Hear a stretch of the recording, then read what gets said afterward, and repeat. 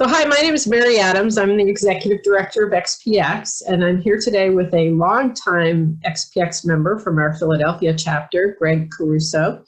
And Greg just had a new book come out, and so we want to hear about it and share it with you so that you can learn a little bit and hopefully be interested in the book. So welcome, Greg.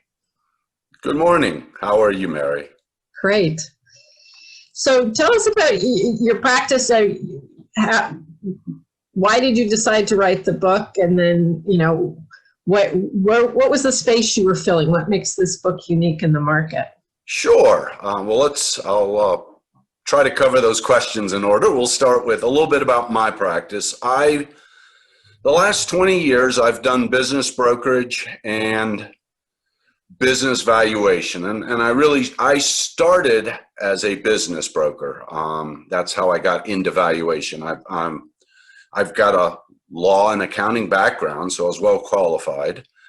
But I worked into it through business brokerage. And then I went and got a CVA, a valuation certification from the National Association of Certified Valuators and Analysts, NACVA, for valuation. And in the recession about 2008, when I couldn't sell businesses, I learned I could sell valuations.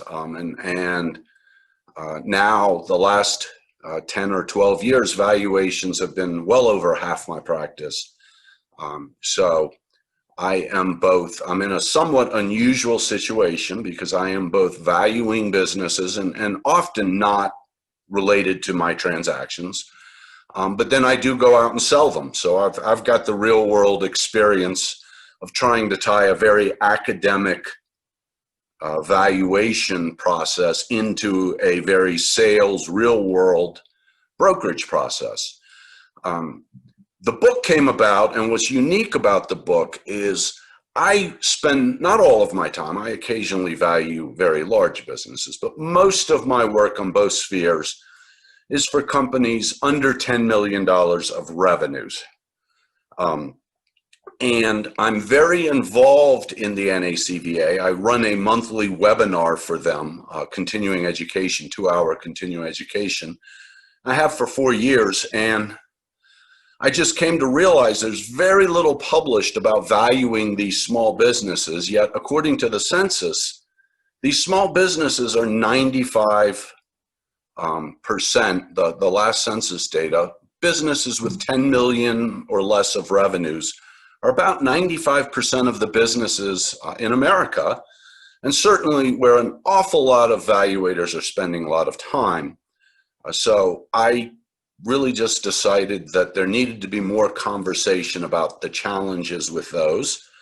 So I took it upon myself to write a book. And so that's where we are. Well, that makes a lot of sense. I mean, what we've seen at XPX is that what we generally call the lower to mid-market is really an unappreciated and not well understood market segment. And so I think that that's really exciting to be focusing very specifically on this lower end, but as you say, really critical part of the market. The issue is, as valuators,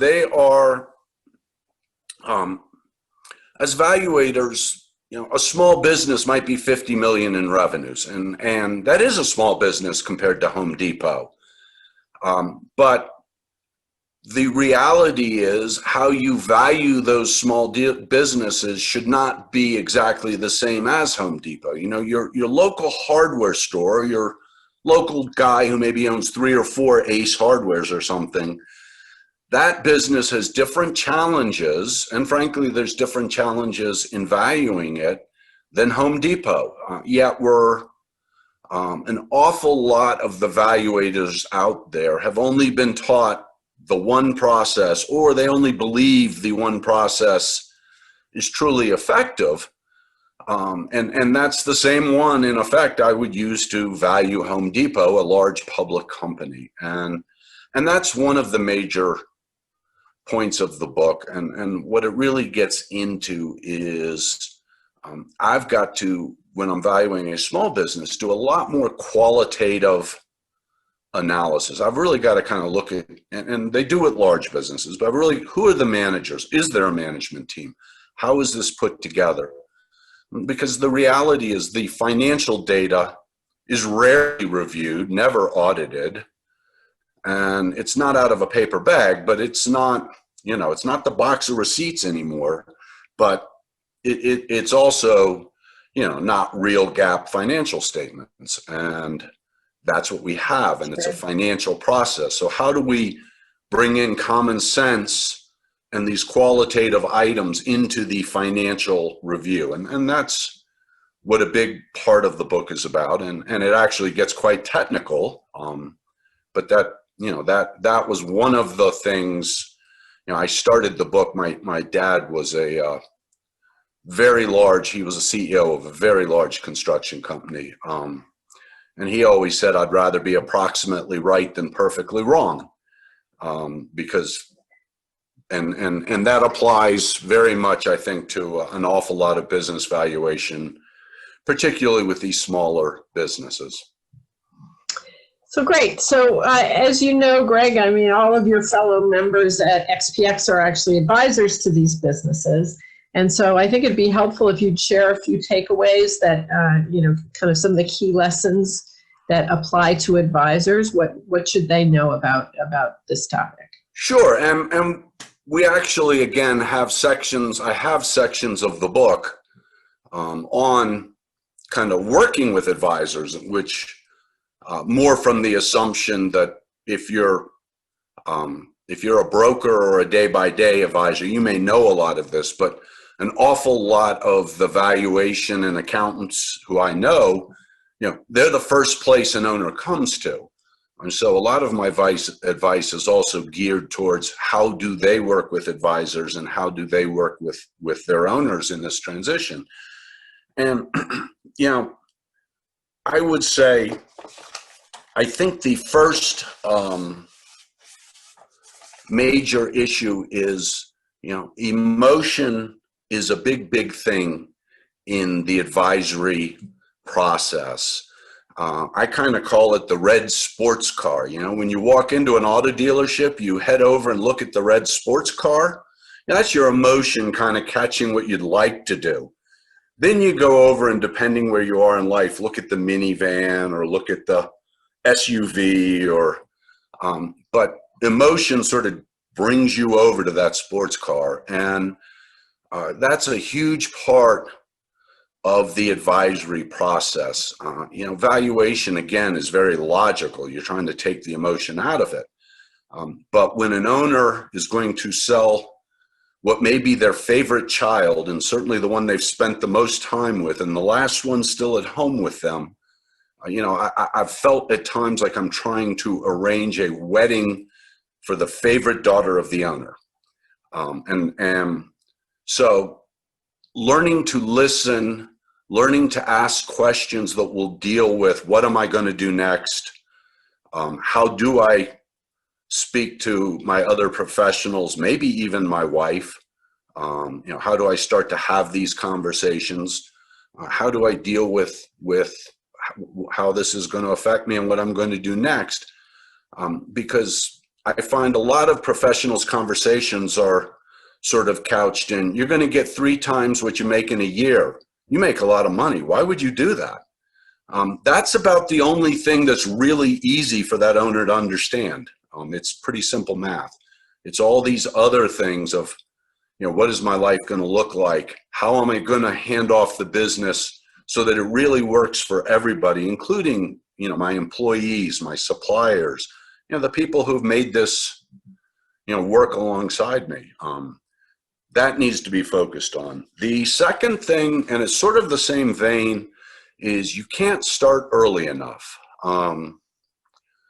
I have focused more on the brokerage. People come to me when they're a year or 2 away, and that's a mistake. From my point of view, one of the biggest things you can do, and if you're working with an owner, is 10 years out. Make the exit planning process part of the strategic planning process. then it's no big deal to everybody. And if it is, if your vice president, who's really important at 8 years out, doesn't want to do a stay agreement and doesn't want to deal with the one day when you're 72, you're going to sell this thing, it's better to know when you're 8 years out than when you're a year away.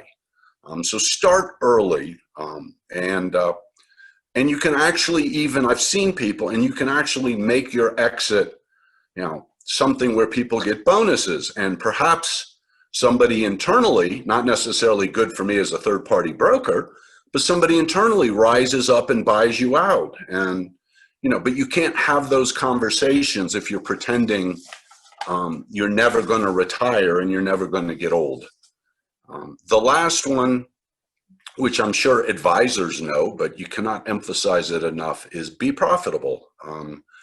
The valuation equation is a measure of cash flow, some measure of profitability times a multiplier or divided by a capitalization rate. Well, if there's nothing on the profit side, everything else doesn't really matter.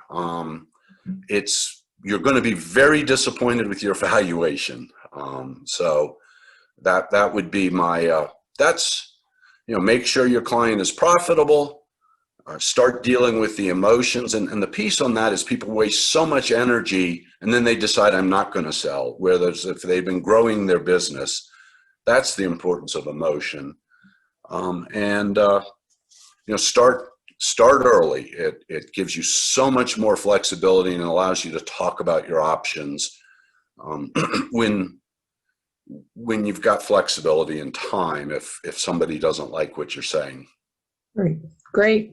And so I think this fits, my next question fits right in with that, is that, the first time that somebody sees valuation of their company, almost always they're not happy with it, in my experience. And so, what's your advice? What do you say to people when they see it, they don't like the number? You talk about all the different factors that are leading into valuation. What do you say to people? What should they do next? Sure. The best way to increase your value, and as I tell these owners, it's easy for me as a consultant to say, but you got to go execute it. The definition, as I see it, of value for a buyer, and that's real important, because buyer, if you're really going to sell, if it's not just me doing a paper valuation, the buyer's definition is what counts in the end. And they're looking for working models that will produce a future profit so convincingly that they're willing to pay for it in advance. So first you got to have the profits. And